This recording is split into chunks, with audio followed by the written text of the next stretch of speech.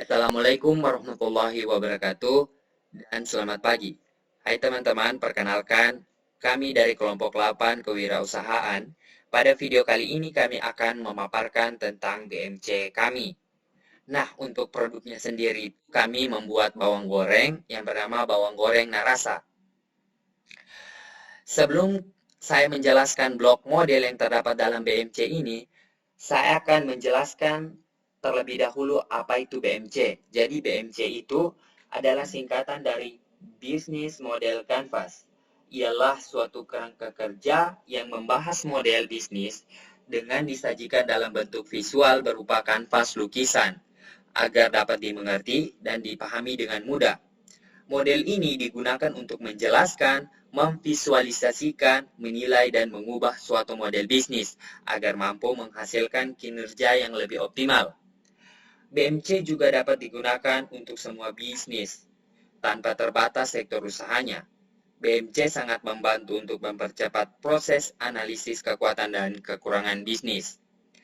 Dengan mengetahui kekuatan dan kelemahan, maka analisis kebutuhan dan profit dapat dilakukan dengan cepat. Oh ya, BMC juga terdiri dari 9 pilar utama yang merangkum proses bisnis mulai dari value perusahaan, segmen pelanggan, hingga struktur finansial. Dengan ke-9 blok model ini, sebenarnya kita sudah bisa memvalidasi apakah suatu ide bisnis itu berpotensial atau tidak. Nah, kita lanjut ke penjelasan blok model yang pertama, yaitu key partnership. Jadi, key partner adalah pihak-pihak yang bisa Anda ajak kerjasama dengan tujuan menyokong dan mengoptimalkan alokasi sumber daya, mengurangi resiko dan ketidakpastian persaingan, serta meningkatkan kinerja. Jadi maksudnya itu key partner itu di mana bisa membantu kita menyokong dan mengoptimalkan alokasi sumber daya. Nah, untuk blok model selanjutnya, saya persilakan kepada teman saya untuk menjelaskan. Kepada teman saya persilakan. Oke, baiklah, saya akan menjelaskan blok model selanjutnya, yaitu key activities. Key activities adalah semua aktivitas yang berhubungan dengan produktivitas bisnis yang berkaitan dengan sebuah produk, di mana kegiatan utamanya adalah menghasilkan proposisi nilai. Blok ini adalah bagian yang menjelaskan bagaimana kita bisa menciptakan flywheel proposition perusahaan. Jika bisnis kamu adalah product based, maka inovasi teknologi dalam proses pembuatan produk bisa menjadi key activities. Nah, pada key activities yang kami gunakan yaitu yang pertama menyortir bahan-bahan yang akan dikelola, yang kedua mengelola bahan baku dengan teknik rahasia tertentu sehingga menghasilkan kombinasi yang enak, yang ketiga menyimpan bahan makanan dengan bersih dari proses pengupasan hingga pengemasan. Blok model selanjutnya yaitu key research. Key research adalah sekat dalam bisnis model, kanvas yang berisikan daftar sumber daya yang sebaiknya direncanakan dan dimiliki perusahaan untuk mewujudkan value proposition mereka.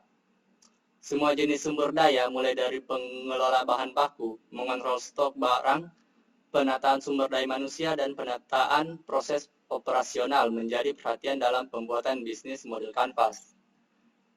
Nah, pada key research atau sumber daya utama yang kami gunakan ialah yang pertama pemasok bawang merah, yang kedua peralatan pembuatan bawang goreng, yang ketiga bahan pembuatan bawang goreng, yang keempat sumber daya manusia. Baiklah, selanjutnya akan dijelaskan oleh teman saya.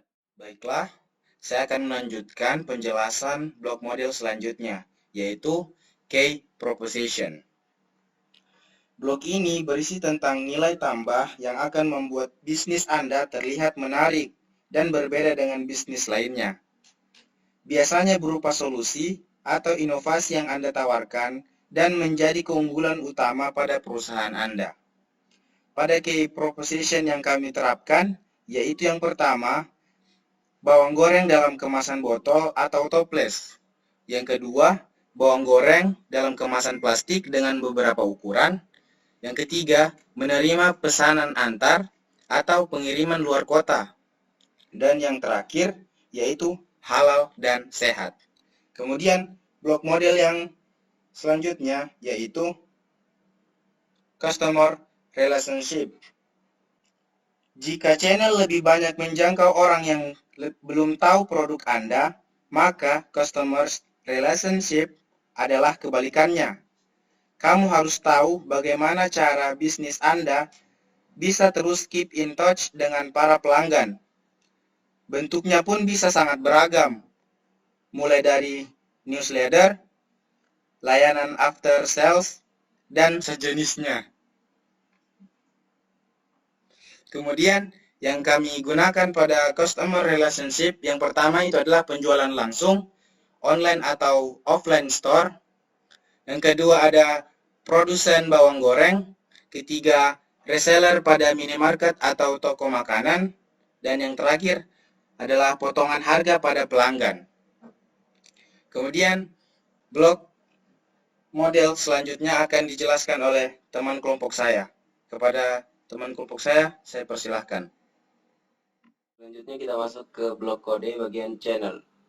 Jadi sederhananya, channel adalah media yang digunakan untuk mendeliver solusi yang kita tawarkan untuk sampai ke konsumen. Nah, channel ini bisa berupa website, online advertisement, aplikasi, bahkan seorang salesperson. Di dalam BMC kami, di sini kami menggunakan channel berupa endorsement, pameran, dan juga media online. Kemudian kita ke customer segment. Customer segment merupakan bagian yang menjelaskan siapa pelanggan potensial dari produk yang kita tawarkan. Nah, bisa juga berisi profil orang yang memiliki masalah yang akan dipecahkan oleh bisnis kita. Nah, untuk model jenis e-commerce yang berkembang seperti sekarang ini, customer segment mencakup si penjual barang dan pembeli. Kemudian di BMC kami, itu customer segment atau pelanggan potensial, yaitu keluarga, wisatawan, industri kecil, dan juga toko oleh-oleh. Blok model selanjutnya adalah revenue stream. Pada kedua blok bagian bawah, cost dan revenue, kamu perlu menjabarkan struktur finansial dari perusahaan. Di bagian revenue, tentu yang perlu kita tuliskan adalah produk atau jasa apa saja yang dapat memberikan pemasukan. Di sini, revenue stream atau arus pendapatannya yaitu dari penjualan bawang goreng. Kemudian, cost structure. Pada bagian terakhir ini, kita harus menentukan biaya apa saja yang dibutuhkan untuk menjalankan keseluruhan aktivitas bisnis. Untuk mempermudah struktur biaya, dapat diisi berdasarkan isian pada kolom Key Activities, Key Resource, dan Channel. Di sini, cost strukturnya atau struktur biayanya yaitu biaya pemasok bawang merah, biaya bahan pembuatan bawang goreng, biaya pembuatan bawang goreng, biaya kemasan dan pemasaran, biaya listrik dan air, serta biaya sosialisasi, promosi pajak, dan perizinan. Baik, mungkin itu saja yang kelompok kami dapat sampaikan. Lebih dan kurangnya kami mohon maaf. Wabillahi taufik wal hidayah. Wassalamualaikum warahmatullahi wabarakatuh.